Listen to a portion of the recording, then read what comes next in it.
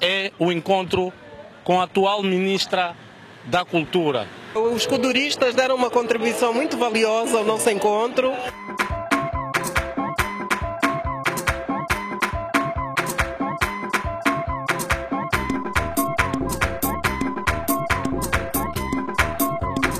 É sabido de que o estilo kuduro é o estilo das massas. Nós, noutrora, cantamos nos céus. É bem notório que aceleraram mais a rotação do kuduro.